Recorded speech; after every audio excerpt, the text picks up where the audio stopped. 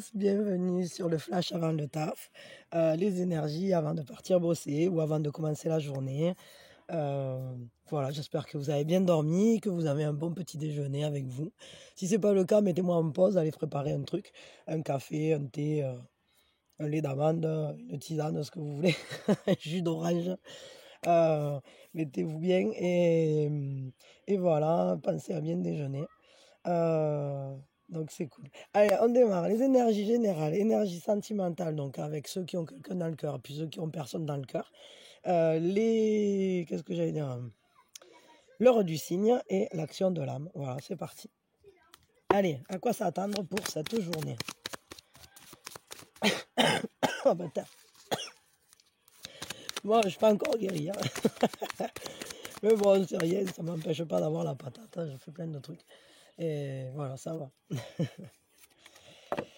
Ah ben c'est rigolo ça, parce qu'on l'a eu hier aussi. Moi ça m'étonne pas, parce que hier on a fait à l'aube, et c'était les énergies pour plusieurs jours. Donc, enfin on l'a eu hier, non je sais plus. Je sais pas pourquoi je ressens que... Si, il me semble. Oh bon, je ne sais rien, on s'en fout. Alors, non, c'était pas hier peut-être. C'était peut-être avant-hier. Ah ben non, hier c'était pas... Oh ben bouh, allez. C'est pas grave. Alors, on recommence. Donc, là, on voit qu'on entame un chemin sacré, un voyage vers soi, un voyage à l'intérieur de soi. On va à la recherche de connaissances. Mais c'est la connaissance de soi. C'est la connaissance... c'est une recherche spirituelle ou c'est une recherche intérieure, une recherche de compréhension sur son propre vécu. On voit, il y a des étapes, ça se fait en... comment dire... presque à petits pas. Mais ça nous mène vers nos rêves, en fait. Ça nous guide vers nous-mêmes, ça nous structure, ça nous permet de prendre forme ou de donner forme à nos rêves, à nos projets, à nous-mêmes. De devenir la personne qu'on veut être, de mieux comprendre aussi la personne qu'on est et d'observer à la lumière de nos compréhensions ce qu'on a vécu ou ce qu'on vit. Évidemment, pour toujours aller vers plus de lumière, vers notre lumière intérieure, vers notre rayonnement. Bon, c'est plutôt sympa ça déjà pour commencer. Là, ça nous parle du temple de la pleine lune. Et le temple de la pleine lune, il nous parle de célébrer quelque chose, d'un moment fort, d'un moment où on se sent assez complet finalement, où on ressent l'abondance de la vie. Au travers très certainement de cette communication à soi qui est renforcée par l'appui du divin évidemment, surtout en ce moment, parce qu'en ce moment on est dans une période de passage, hein, une période transitoire au niveau des énergies. Et là c'est vrai que ça nous parle en fait peut-être de se rassembler pour être heureux ensemble, ou en tout cas de rassembler peut-être aussi les parties de nous, d'arriver à trouver, comment dire, d'aller à la rencontre d'événements ou de moments qui nous rendent heureux, qui nous connectent à notre joie, qui nous connectent à l'abondance. Donc ça c'est plutôt très très sympa aussi. De toute façon, la vie en elle-même est toujours sympa, même si après, il y a des périodes qui sont plus ou moins faciles, mais il y a toujours des belles choses à vivre, des belles rencontres à faire avec soi, avec les autres, avec le monde. Le tout, c'est d'arriver à rester connecté à ça et rester attentif. Voyons, alors là, ça nous parle du chemin des dieux. Ça nous parle de prendre des décisions, ça nous parle de rencontres, ça nous parle de faire des plans pour l'avenir. Ça nous parle aussi de connexion d'âme à âme, de connexion au divin, de se reconnaître, de s'appuyer, d'avancer main dans la main avec des personnes auprès de qui on sent qu'il y a une vraie rencontre. Tout ça, ça passe par le fait d'aller vers l'autre avec un grand A. Donc, on peut très bien établir des plans pour le futur, mais on voit quand même qu'on est dans une phase où il faut prendre des décisions qui vont nous engager pour l'avenir. Alors, est-ce que ce sont des décisions vis-à-vis de nos actions, vis-à-vis de nous-mêmes, vis-à-vis des projets, vis-à-vis de l'entourage? Ça peut être plein de choses, peut-être tout est lié, évidemment, c'est bien possible. En tout cas, une période où il faut prendre des décisions pour justement préserver cette fête intérieure, cette fête, ces beaux moments, et avancer vers soi sur son propre chemin. Oui, pardon. Alors, voyons, on va regarder un peu plus loin les énergies avec le Tim Burton. Ça, c'est les mondes cachés. Je vous le dis parce que je sais qu'il y en a qui aiment bien. Et bien souvent, dans la description, après, je ne me souviens pas de tout ce que j'ai utilisé. Alors, je mets ce que je me souviens, mais souvent, il n'y a pas la totalité. Donc, quand j'y pense, je vous l'ai dit. Là, on voit qu'on est en recherche de savoir, on est en recherche de compréhension, on veut découvrir des choses, il y a une ouverture d'esprit, il y a une ouverture vers une nouvelle compréhension. Et ça rejoint complètement ça, hein.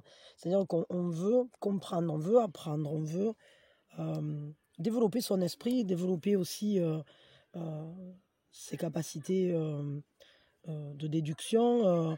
Vous voyez, on a envie de réfléchir, ou en tout cas c'est une période dans laquelle on réfléchit beaucoup pour prendre les bonnes décisions, justement. On ne se précipite pas, on met beaucoup d'attention dans ce qu'on fait.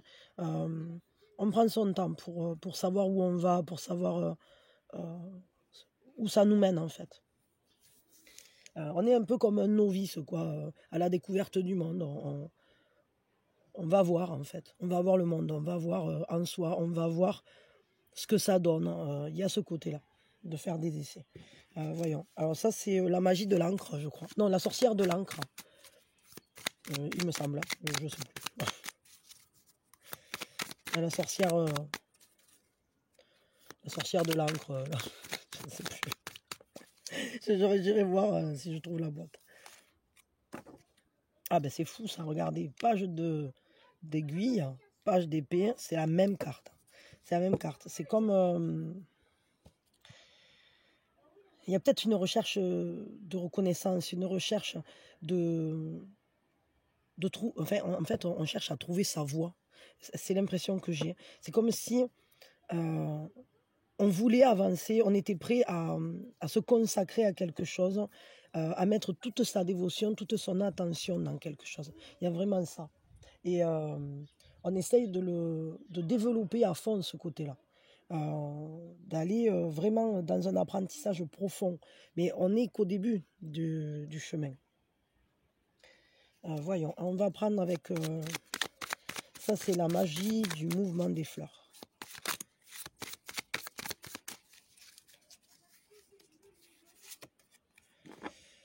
Et tout ça, c'est pour évidemment atteindre un bien-être, hein, atteindre une sécurité, atteindre l'abondance, hein, se sentir bien, tout simplement. Se sentir bien. Et bon, avec cette carte, c'est le 9 de coupe, vous pouvez faire un vœu. C'est une carte en fait qui parle de réaliser les vœux, de nous aider à remplir notre cahier des charges personnel, entre guillemets. C'est-à-dire que si on a envie d'aller vers quelque chose, alors cette carte, elle vient toujours nous apporter de bonnes énergies pour le faire, parce qu'elle nous parle d'une forte abondance, d'un déblocage, comment je peux dire ça, c'est comme si on nous ouvrait la porte vers la réalisation de ce qu'on veut voir advenir, pour qu'on puisse se sentir bien. On nous donne une clé, on nous donne un coup de pouce, on sait qu'on n'est pas seul, on sait qu'on est aidé. Et que voilà, les coupes qu'on voudrait obtenir, alors on est à même de les avoir. Et ça peut nous rendre heureux. Et donc, on nous aide à les obtenir. Quel est l'atout pour cette journée? Je vais prendre avec celui-là. C'est le tarot celtique. J'ai essayé de prendre des tarots et des oracles Enfin, celui-là, bon, je l'aime bien pour les énergies générales, mais c'est vrai que de toute façon, il a un côté très magique, hein, très secret, très autre monde. Mais il est aussi très spirituel. Après, j'ai essayé de prendre des tarots qui sont de saison. Alors là, ça nous parle, en fait. Alors, je vais garder que la première, puisque c'est l'atout. L'atout ici, c'est le chevalier de coupe. C'est votre atout, c'est de fonctionner à l'émotionnel. Le moteur, c'est l'émotionnel. Ce qui vous met en mouvement, c'est l'émotionnel. Vos sentiments, vos émotions, vos ressentis, votre sensibilité vous met en action. Et on voit, le cheval, c'est le désir. Alors même si on n'est pas dans le feu, c'est quand même... vous êtes mu par l'amour, tout simplement. C'est l'amour qui vous met en mouvement. Donc, l'amour de ce que vous voulez apprendre, l'amour de ce que vous faites, l'amour de vous-même, l'amour des personnes qui vous entourent. Vous voyez, on voit vraiment que votre atout, mais en fait, c'est simplement de faire tout avec le cœur, avec l'énergie de l'amour. Donc ça, c'est un très très bel atout. Et ça vous apporte, comment dire, hein, vos émotions, elles sont comme bouillonnantes et enthousiasmées. Il y a une grande vivacité. Hein. Donc vous avez la force du cœur, quoi. Quelle est la fragilité? Alors ça, celui-là, il s'appelle juste tarot. Mais il faudra que je vous dise le nom de la personne qui l'a créé. Parce que il est un peu spécial, quoi. Il ressemble un peu au pays d'Alice, mais avec un côté quand même un peu goth ou un peu glaucou. Donc il est bien de saison aussi. La fragilité, c'est trouver la tempérance, c'est trouver l'équilibre, c'est peut-être aussi réussir à se guérir. Peut-être il faut savoir être patient et c'est pas forcément facile quand on a les émotions qui bouillonnent. Donc peut-être la fragilité, c'est s'accorder le temps de réussir à faire ce qu'on veut faire, s'accorder le temps d'entreprendre et de le faire pas à pas, comme ce cheminement qu'on a vu au tout début ici. Bougie par bougie, bougie par bougie, voilà, lumière par lumière. On avance lentement, mais on avance quand même. Quel est le conseil avec les sorcières, la magie, histoire de sorcière, je pense. Ouais, c'est ça, c'est l'oracle des histoires de sorcières. Voyons, quel est le conseil pour cette journée? Voyons. Médite pour clarifier. Donc c'est bien ça, en fait, le conseil, c'est entre en toi, va faire l'équilibre en toi, va trouver une stabilité en toi, va voir ce qu'il y a dans ton miroir. Et évidemment, pour trouver un apaisement, pour trouver aussi peut-être la modération et évidemment la guérison. Et plus on entre en soi, plus on comprend ce qui s'y passe et plus ça nous facilite la tâche finalement. Alors, on est dans les plumes. Attendez, je vais vous le lire quand même. Voilà, c'est eh ben, je l'ai trouvé pas trop lentement cette fois-ci. Médite pour clarifier. Parfois, il est difficile de voir les choses avec clarté. Plus on a le nez sur un problème, moins on a de recul. C'est d'autant plus vrai quand on réfléchit à notre propre personne ou à nos soucis du quotidien, et pire encore lorsqu'une émotion forte entre en jeu. Pour autant, il n'est pas impossible de voir les choses avec clairvoyance, cela demande simplement un peu plus d'effort. L'action, médite sur cette affirmation tout en regardant l'illustration de la carte. Demande-toi. Alors attendez, je vais vous la mettre comme ça, si vous voulez, vous pourrez mettre pause et la voir bien comme il faut. Voilà, j'espère qu'on la voit bien. Donc l'affirmation, c'est en fait, demande-toi. Suis-je capable de poser sur moi-même un regard clair et franc et sur les gens et les situations qui me touchent? Y a-t-il quoi que ce soit dans mon cœur qui mériterait mon attention? Mets tes émotions de côté et contente-toi de vivre et cette fois, prends du recul. Voilà, donc bon, après, à vous de voir comment vous voulez gérer le truc. Mais ce qui est sûr, c'est qu'on nous demande là de peut-être bien clarifier nos intentions, clarifier ce qui nous rend heureux, ce qui nous rend triste, ce qui nous donne confiance en nous et en l'avenir, ou ce qui nous fait peur. Vous voyez, ce genre de truc. Bon, ça c'est très bien. On va regarder les énergies sentimentales. Donc je vais tirer.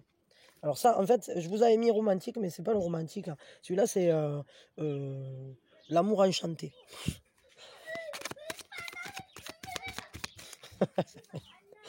Il y a les joujoux qui jouent. Attendez, j'ai pas assez battu. Ah ben voilà, ça commence à sortir. Bon, alors les énergies, elles sont plutôt très jolies parce qu'on parle d'énergie de créativité, on est dans la joie.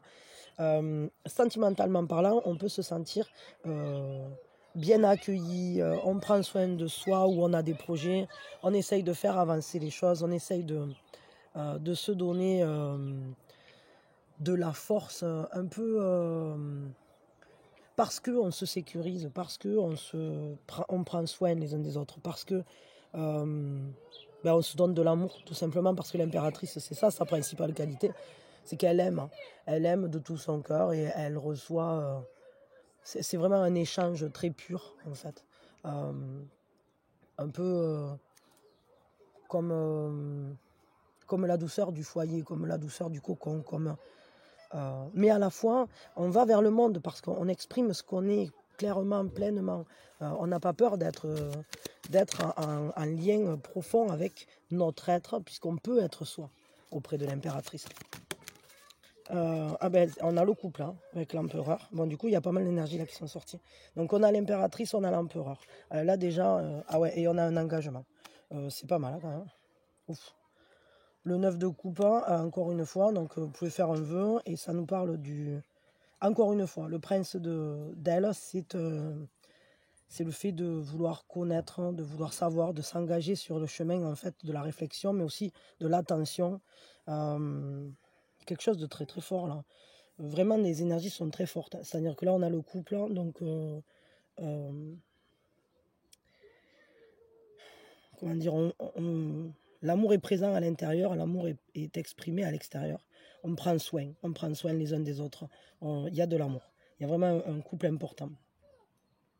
Peut-être que vous vous posez des questions vis-à-vis d'un engagement, vis-à-vis d'un couple. Apparemment, c'est quand même très important sur le chemin de croissance. Là, on a quand même 3, 4 et 5. J'ai pas trié les cartes, je vais vous dire. Et j'ai pas sorti les majeurs ni quoi que ce soit. En plus, je m'en suis servi hier pour faire... je sais plus quel tirage. Oui, le tirage du sentimental. Mais ce que j'avais extrait, c'était plutôt les figures. C'était pas... Mais les majeurs, non. Donc c'est vraiment intéressant parce que ça soit sorti de cette manière-là. On a le 9 de coupe, donc qui nous propose évidemment de se sentir bien. Et je crois que ce bien-être, à nouveau, on nous dit qu'il passe par le fait de mieux se connaître ou de mieux comprendre, de mieux se comprendre, peut-être d'être à l'écoute. Parce qu'elle, elle est très à l'écoute, elle est entièrement... Ça, c'est le yin et ça, c'est le yang. Je crois que ça nous parle, en fait, d'arriver à inscrire ce couple où ces parts complémentaires de nous-mêmes, c'est-à-dire la part yin, la part yang, la part de réception, la part d'action. Vous voyez ce que je veux dire? Et il faut l'inscrire dans la tradition, dans la spiritualité, dans quelque chose de plus haut, de plus grand. On parle vraiment là d'un couple où c'est qu'il y a une grande profondeur. Mais c'est aussi peut-être le fait de réussir à réunir ces deux parts de nous dans quelque chose où on se sent engagé envers nous-mêmes, engagé à respecter toutes les parts de nous, engagé aussi à aimer les parts de nous et à être dans l'équilibre de nos deux parts. Alors, en couple, évidemment que chacun va porter un côté, bien qu'on ait les deux côtés, tout le monde a les deux côtés. Mais tout ça, c'est en vue d'un bien-être et c'est en vue de progresser, d'évoluer, de grandir en fait. Vraiment, c'est ça. Il y a cette recherche immense de croissance, de compréhension. Bon, on va regarder un peu rapidement là, parce que mine de rien, ça file et je voudrais pas faire, faire un flash qui dure aussi longtemps qu'une aube. Alors, pour ceux qui sont avec une personne dans le cœur, il y a un renouvellement, il y a un jugement, on est en train de mettre les choses en perspective, il y a une grande compréhension qui se fait. Tout à coup, il y a un éveil et c'est comme si on s'éveillait de difficultés, on se relève et on va sortir des angoisses. On va réussir à sublimer nos peurs. On va pouvoir aller au-delà. Parce que et regardez quand même le nombre de majeurs qui sortent, quoi. C'est un truc impressionnant. C'est-à-dire qu'on va pouvoir regarder de haut peut-être nos peurs, nos blessures, nos tracasseries, nos obsessions aussi, oui, bien sûr, tout ce qui a été blessant, toxique ou tout ce qui nous a finalement enfermés avec nous-mêmes. parce que parfois, on peut s'empêcher de vivre certaines choses. Et on prend un nouveau départ, on le voit ici. C'est vraiment un nouveau départ. Alors dans le couple, je pense que vous allez réussir à vous donner une seconde chance, ou à... C'est comme si vous poussiez une porte et il y aura une nouvelle manière de fonctionner qui sera au-delà des émotions négatives qui avaient pu être vécues jusqu'à aujourd'hui. Un conseil pour ceux qui sont en couple ou avec quelqu'un dans le cœur. Donc il y a quelque chose qui renaît. Il y a comme une compréhension, comme une prise de conscience. Tout à coup, il y a une porte qui s'ouvre là, vraiment. Conseil, faites taire le mental. Laissez le silence vous guider vers votre paix intérieure. Donc en gros, il faut arrêter de se prendre le chou et il faut vivre.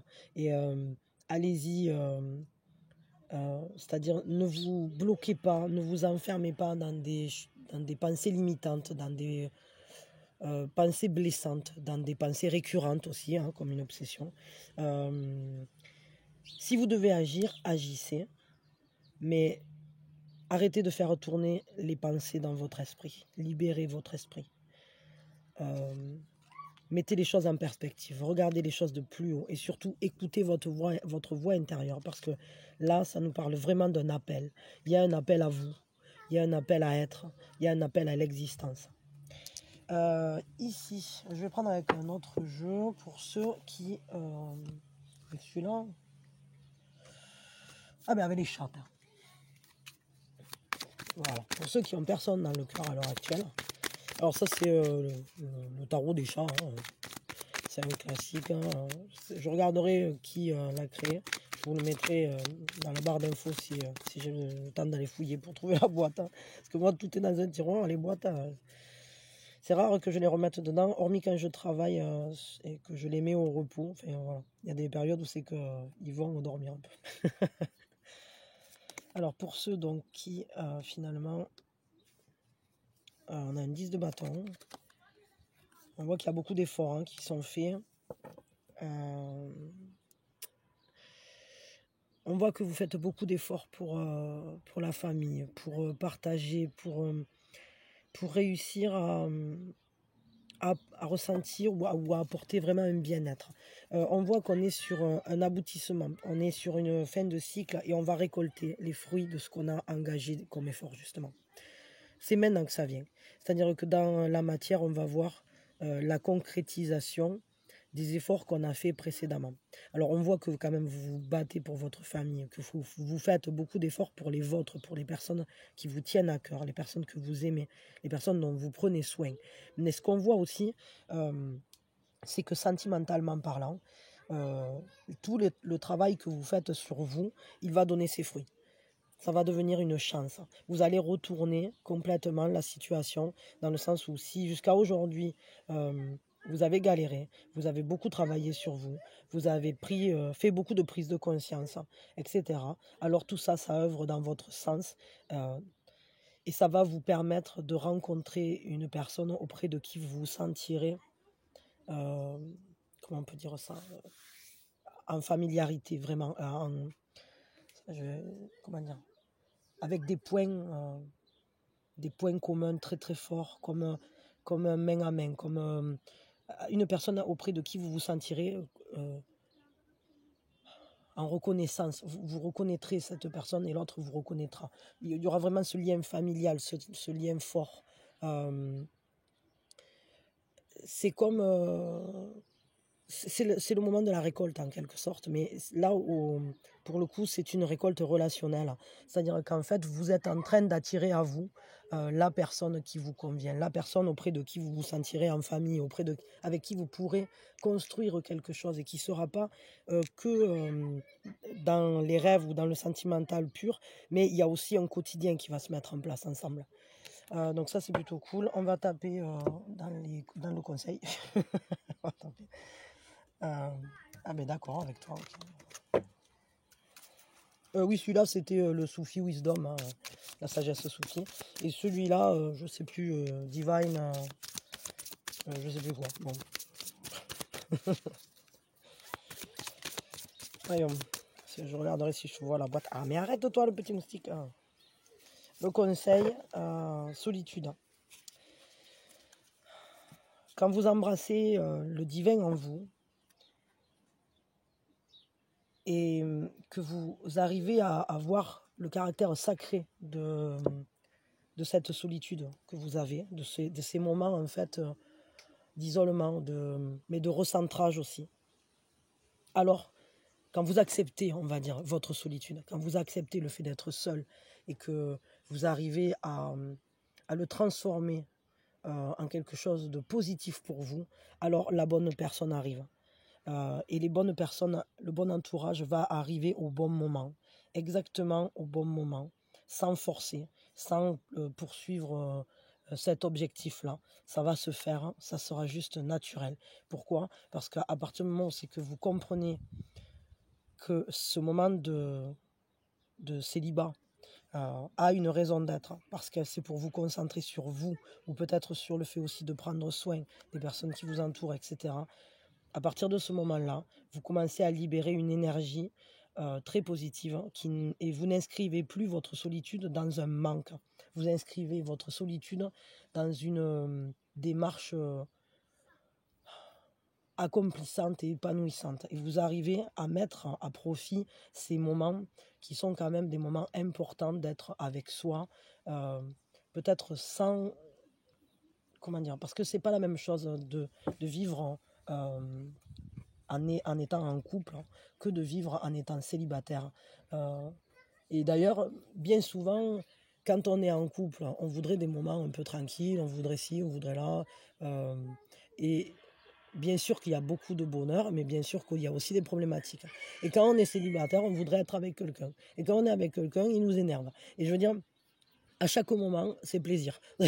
Donc il faut être capable d'utiliser, de mettre à profit vraiment bien ces moments où vous êtes vous avec vous, ou vous avec des membres de votre famille dont vous prenez soin. Parce que ces moments-là, peut-être ils ne reviendront pas. Parce que ce sont des moments vraiment précieux qu'on vous offre. Hein. Donc, ne les voyez pas comme une punition. C'est juste le bon moment pour faire des choses peut-être pour vous, pour comprendre comment vous vous accomplissez. Voilà. À vous de voir comment vous mettrez cette création, cette créativité à profit dans votre solitude. Ok, c'est très bien. Ben, on en est à... c'est l'heure du cygne.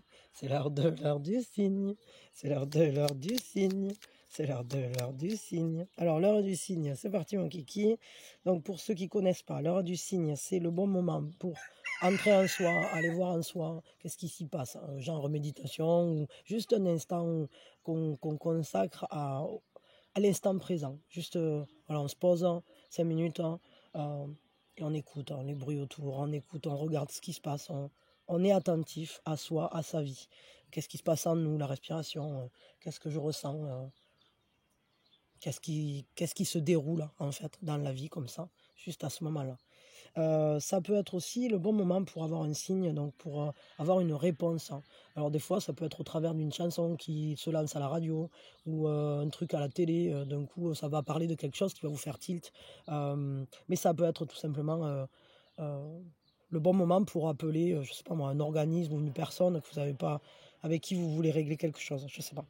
C'est à vous de voir comment vous utilisez l'heure du signe. En tout cas, c'est le bon moment pour un signe, pour une connexion. Ici, la première heure du signe, c'est 22 heures. Donc là, c'est peut-être un peu tard pour appeler les organismes. Et la seconde... du coup, on en aura 3 alors. Ils me font tout le temps ça. 7h20. Je sais pas si vous voyez bien là. J'ai toujours un peu de mal, moi, avec ces trucs. J'ai toujours l'impression que non, on n'y voit rien là, c'est fou. Bon, je ne sais rien. Bon, je vous le dis, 7h20, 22h, et celle-là, c'est 15h10. Peut-être vous voyez mieux si c'est là. Je sais pas. Bon, c'est une catastrophe ce truc, il ne veut pas faire là. Mais allez, fais-le ton machin. Bouh, couillou. Bon, allez, donc 7h20, 15h10 et 22h. Voilà. Ah oui, l'action de l'âme. Allez, c'est parti. Je crois qu'on va avoir un gros flash aujourd'hui. Désolée. L'action de la main, c'est vraiment la dernière chance. Au dernier moment, c'est le coq qui m'aide. Jingle cock, jingle all the way. Alors, l'action de l'âme, on sort le petit cahier et c'est parti mon kiki. Quel risque puis-je prendre aujourd'hui?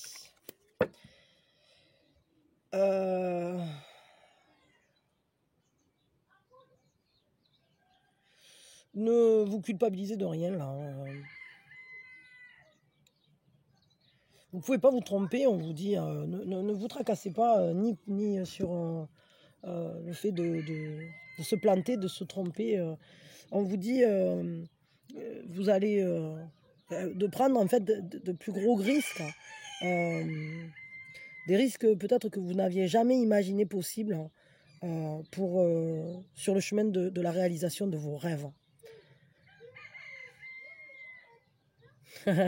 On vous dit qu'en fait, il faut vraiment prendre le chemin le plus risqué. C'est le risque de la vie, moi je vais dire ça comme ça. N'ayez pas peur parce que votre âme, elle a des ailes. Votre âme, elle vous appuie sur ce chemin. Si c'est votre rêve, c'est aussi le rêve de votre âme. Et vous ne pouvez pas vous planter. Et de toute façon, il n'y a pas d'erreur. Il n'y a pas de mauvais chemin. Il n'y a pas de mauvaise voie. Donc foncez. On vous dit, l'action de l'âme, c'est quel risque pouvez-vous prendre pour vous diriger vers vos rêves.